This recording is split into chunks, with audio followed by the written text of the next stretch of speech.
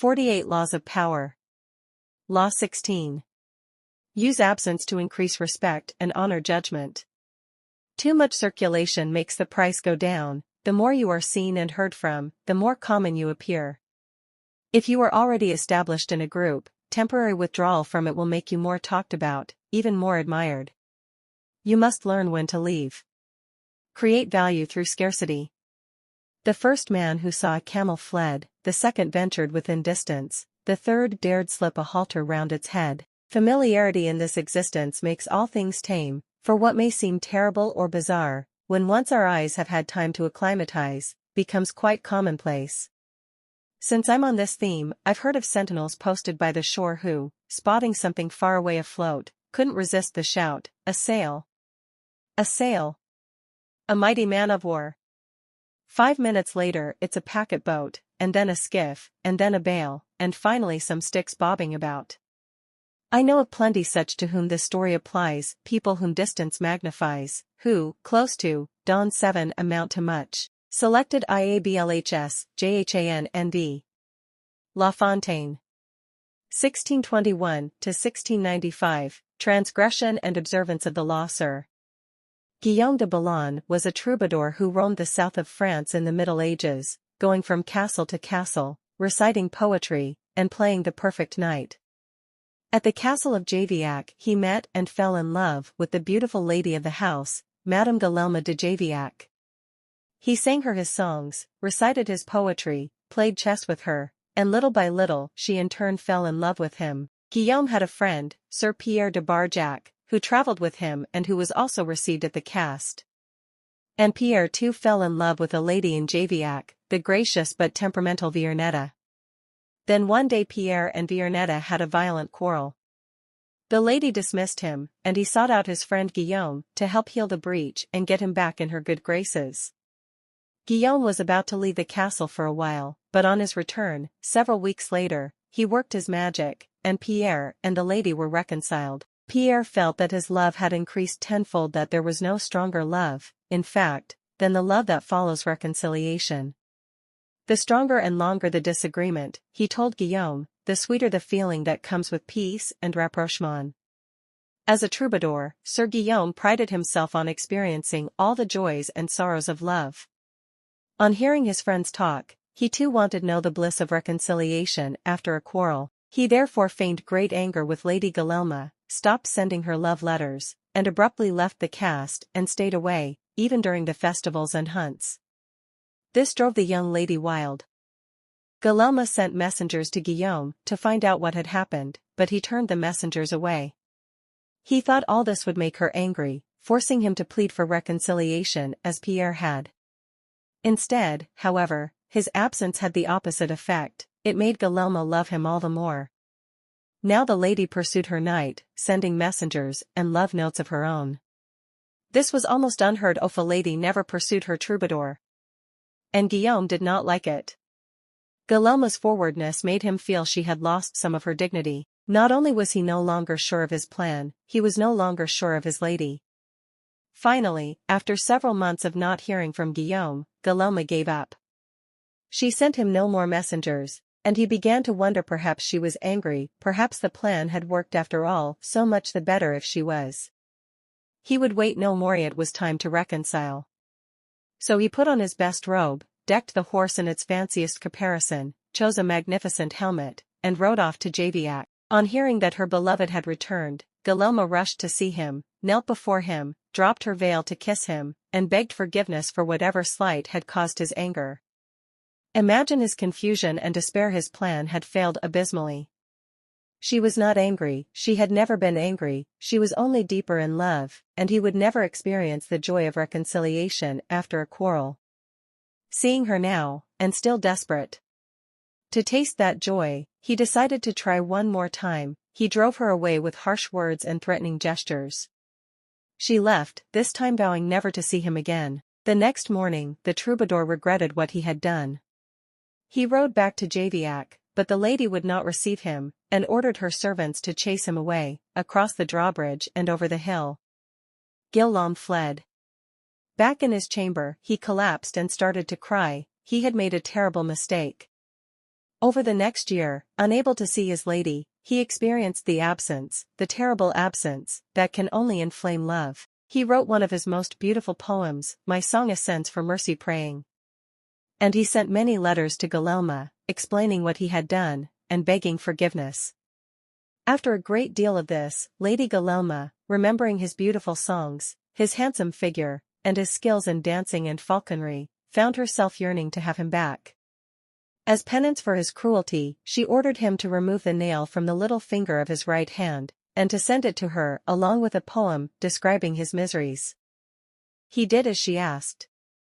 Finally, Guillaume de Boulogne was able to taste the ultimate sensation of reconciliation, even surpassing that of his friend Pierre. Interpretation.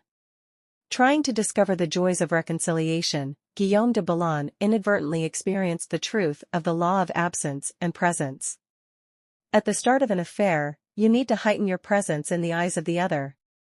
If you absent yourself too early, you may be forgotten. But once your lover's emotions are engaged, and the feeling of love has crystallized, absence inflames and excites. Giving no reason for your absence excites even more. The other person assumes he or she is at fault. While you are away, the lover's imagination takes flight, and a stimulated imagination cannot help but make love grow stronger. Conversely, the more Gulielma pursued Guillaume, the less he loved her. She had become too present, too accessible, leaving no room for his imagination and fancy, so that his feelings were suffocating. When she finally stopped sending messengers, he was able to breathe again, and to return to his plan. What Whittier draws, what becomes scarce, suddenly seems to deserve our respect and honor. What stays too long, inundating us with its presence, makes us disdain it. In the Middle Ages, ladies were constantly putting their knights through trials of love, sending them on some long and arduous quest, all to create a pattern of absence and presence. Indeed, had Guillaume not left his lady in the first place, she might have been forced to send him away, creating an absence of her own.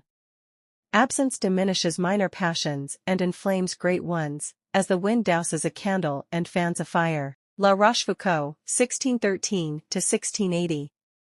While serving under the Duc Ai of Lit, Tianjao, resenting his obscure position, said to his master, I am going to wander far away like a snow goose. What do you mean by Tai? Inquired the Duke. Do you see the cock? Said Tianjao in reply.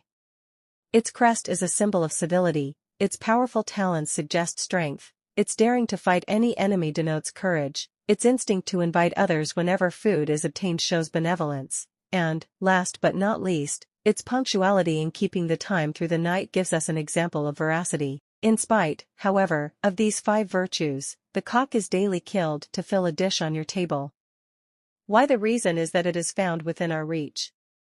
On the other hand, the snow goose traverses in one flight 1,000 li, resting in your garden, it preys on your fishes and turtles, and pecks your millet. Though devoid of any of the cock's 5 virtues, yet you prize this bird for the sake of its scarcity. This being so, I shall fly far like a snow goose.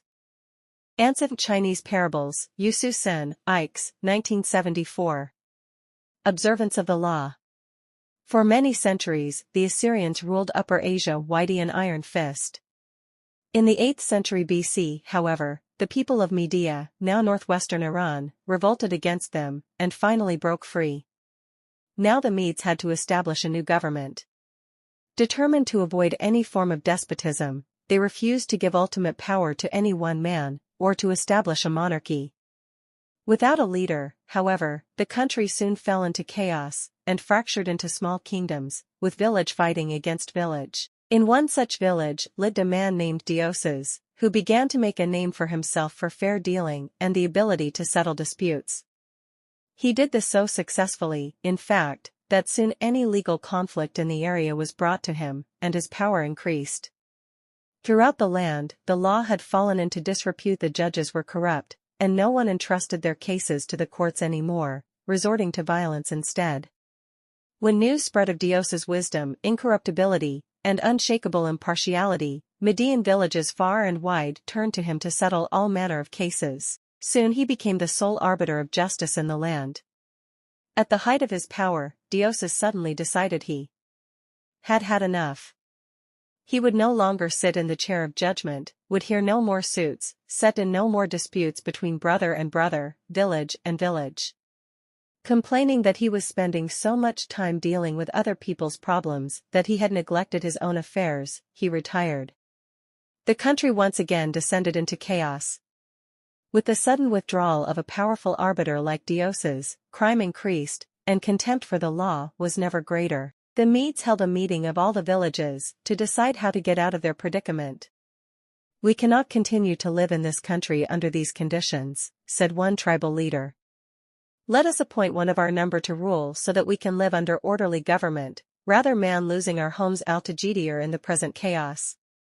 And so, despite all that the Medes had suffered under the Assyrian despotism, they decided to set up a monarchy and name a king.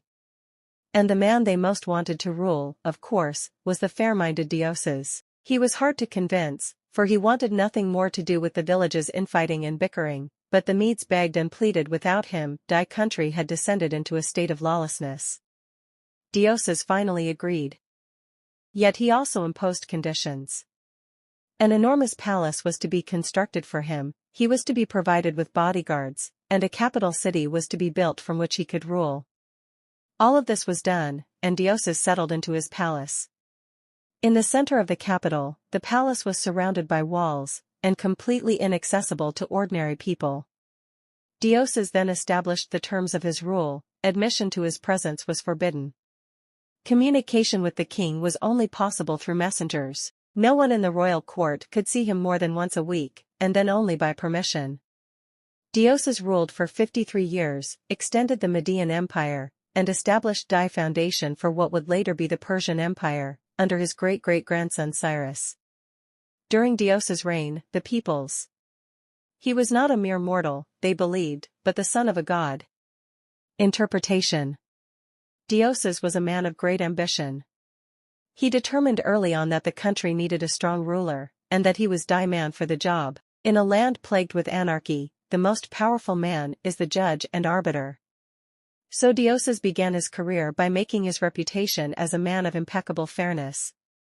At the height of his power as a judge, however, Dioses realized the truth of the law of absence and presence. By serving so many clients, he had become too noticeable, too available, and had lost the respect he had earlier enjoyed. People were taking his services for granted.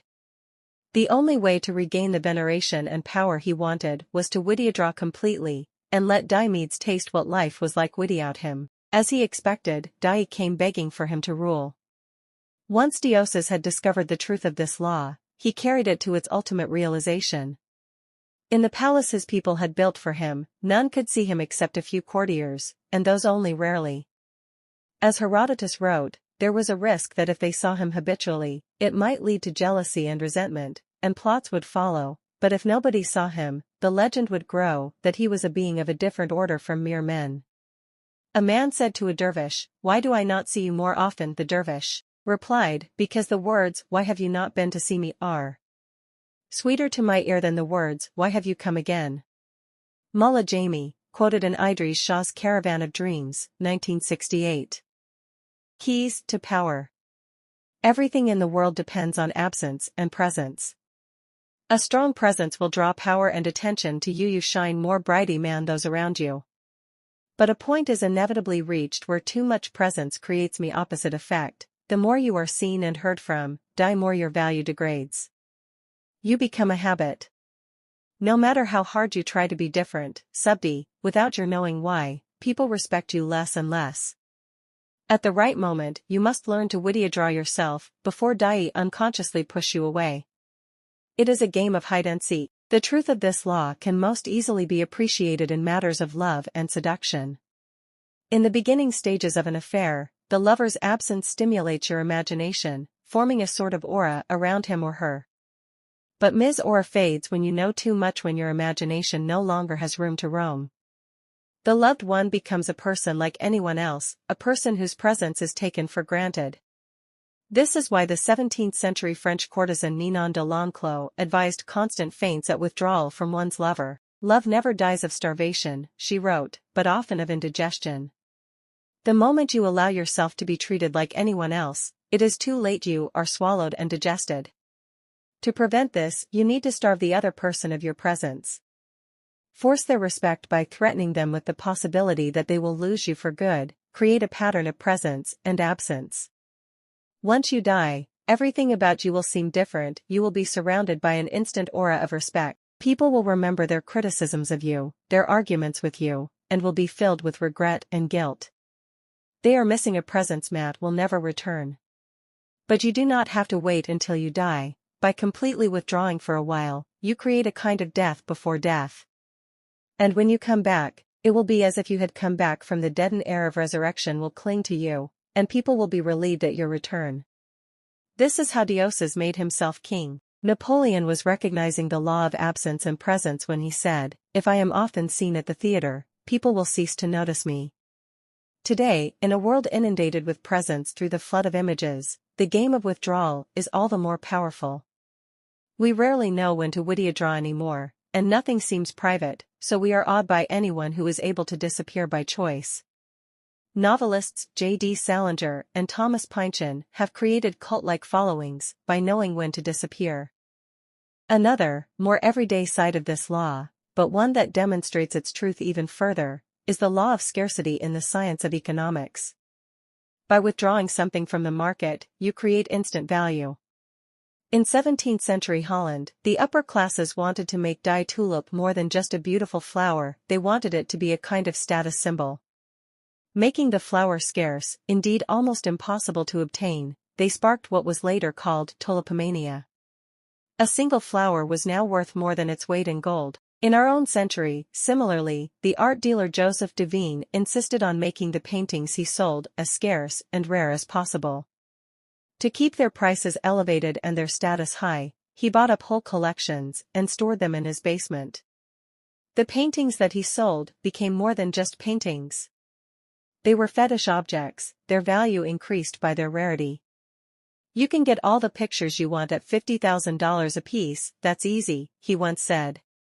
But to get pictures at $250,000 apiece, that wants doing. The sun. It can only be appreciated by its absence. The longer the days of rain, the more the sun is craved. But too many hot days and the sun overwhelms.